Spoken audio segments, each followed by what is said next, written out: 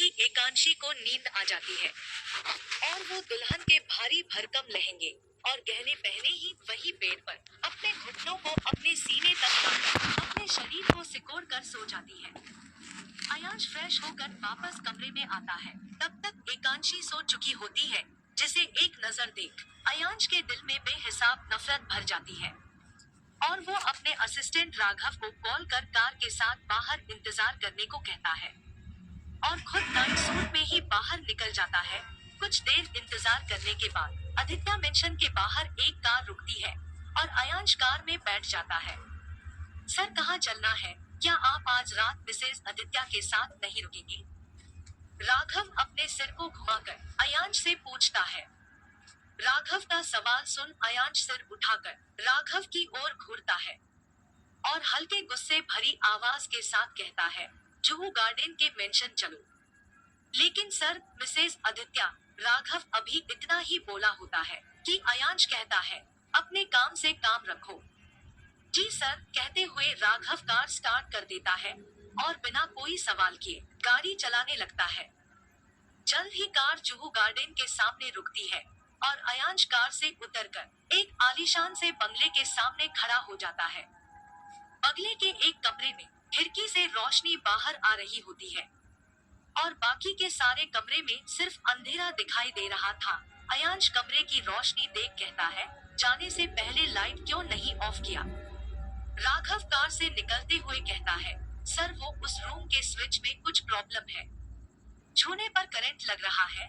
मैंने बंद करने की कोशिश की थी, लेकिन करंट की वजह से मैंने उसे दोबारा नहीं छुआ। आप भी मत छूना, कल मैं इलेक्ट्रीशियन को बुलाकर ठीक करा दूंगा। अयांश राघव की ओर गुस्से से घूरते हुए कहता है, अब तक ठीक हो जाना चाहिए था। खैर, कल सुबह उस लड़की को यहाँ शिफ्ट करने में हेल्प कर देना। मैं दोबारा वहाँ नहीं जाऊंगा। और हाँ, सोशल मीडिया पर मेरे और उस लड़की की शादी की जितनी तस्वीरें पोस्ट हुई है, सब कल तक हट जाने चाहिए। कहते हुए अयांश उस बड़े से बंगले की ओर बढ़ जाता है और बंगले का दरवाजा खोल उसके अंदर चला जाता है। उस लड़की क्या लगा रखा है? मेरी बीवी भी तो कह सकते थे ना, या मिसेस आदित्य ही कह लेते। कहते हुए राघव कार में बैठ जाता है और पार्किंग एरिया की ओर बढ़कर कार पार्क कर पास में ही एक घर में चला जाता है। इधर एकांशी की आंख कुछ ही देर की नींद के बाद खुल जाती है और वो उठकर बैठ कमरे में चारों ओर देखती है। उसे अयांश नहीं दिखता। तब वो धीरे धीरे बिना कोई आवाज किए बिस्तर से उतरती है और दबे पांव चलते हुए वॉशरूम की तरफ बढ़कर दरवाजा खोलती है। वहाँ भी अयांश को ना पाकर एकांशी एक गहरी सांस भरती है और अपने लहंगे को अपने हाथों से उठाकर चलते हुए खिड़की के करीब खड़ी हो जाती है। खिड़की के करीब कुछ देर खड़े रहने के बाद एकांशी वही खिड़की से लगकर बैठ जाती है और कमरे के सजावट को बहुत ध्यान के साथ देखने लगती है। फूलों से सजी बिस्तर, हर तरफ जलते कैंडल और कमरे के दीवारों पर फूलों से बना दिल और दिल के बीच एकांशी और अयांश लिखा हुआ। देखते हुए एकांशी सोचने लगती है, मेरे ख्वाब का सारा हिस्सा यहाँ मौजूद है, बस एक को छोड़कर। एकांशी रोते हुए कहती है, 12 साल की उम्र से ही जिस शादी का मैंने ख्वाब देखा, वो टूट के बिखर गया। सोचते हुए ही एकांशी के आंखों से बेतरतीब तरीके से आंसू बहने लगते हैं और वो वही फर्श पर बैठे दीवार से सिर टिकाए रोती रहती है। उधर अयांश अपने बंगले के अंदर जाकर सारे लाइट्स को ऑन करता है और हॉल से चलते हुए सीढ़ियों से होते हुए अयांश अपने कमरे में जाकर अपने कुछ घंटों में पूरी तरह बदल चुकी जिंदगी के बारे में सोचने लगता है। उसे 2 दिन पहले की वही रात याद आने लगती है जब नशे की हालत में एकांशी और वो एक साथ एक ही कमरे में थे। याद करते ही अयांश अपने भवों को तान देता है और हथेलियों की मुट्ठी बना लेता है। उसके आंखों में गुस्सा और नफरत उभर आती है, जिससे वो उठकर टहलने लगता है, लेकिन फिर भी अपने गुस्से पर नियंत्रण नहीं रख पाता और अपने मुट्ठी से पास में पड़े टेबल पर जोर से मार देता है, जिससे टेबल पर लगा शीशा टूटकर नीचे बिखर जाता है और अयांश के मुट्ठी से खून आने लगता है। सुबह एकांशी की आंख मायरा की आवाज से खुलती है। भाभी, आप यहाँ नीचे क्यों सो रहे हो? और भाई कहाँ है? क्या वो आपके साथ नहीं थे रात में?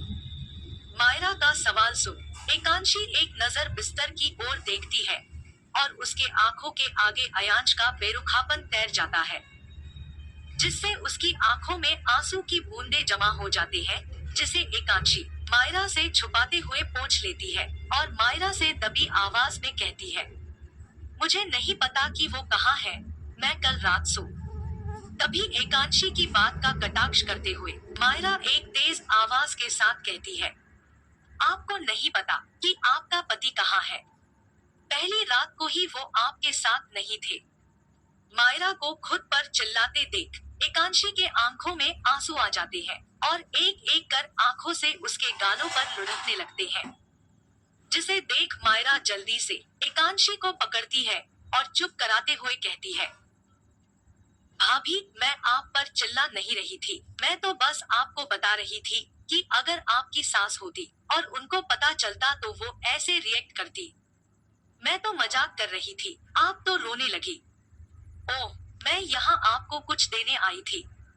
कहते हुए मायरा एकांशी से दूर बिस्तर तक जाती है और वहाँ से एक बैग को उठाकर एकांशी की ओर बढ़ाते हुए कहती है, जल्दी से शावर लेकर इसे पहन लीजिए और प्लीज 10 मिनट में नीचे आ जाइएगा। मेरी मॉम थोड़ी टाइम की पंक्चुअल है, उन्हें देरी से आने वाले लोग पसंद नहीं है।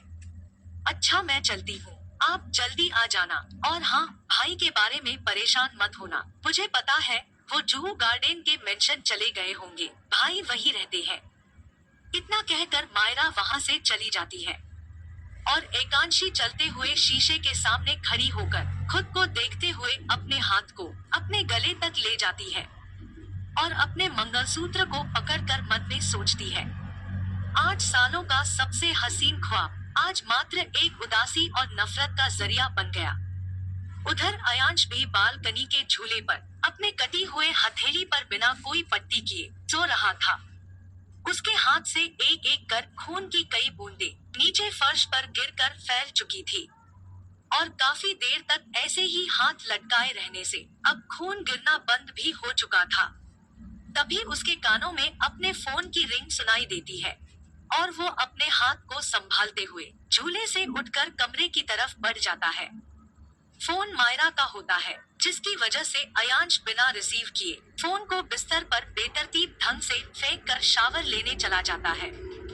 उधर राघव सुबह सुबह ही एकांशी को जुहू गार्डन के मेंशन ले जाने के लिए आदित्य मेंशन पहुंच जाता है, जिसे देख कर अयांश के बड़े पापा दिनेश आदित्य कहते हैं, अयांश आज ऑफिस नहीं जाएगा, आज शाम को उसका रिसेप्शन है। एक बार शादी की सारी रस्में खत्म हो जाए फिर अपने बॉस को ले जाना ऑफिस।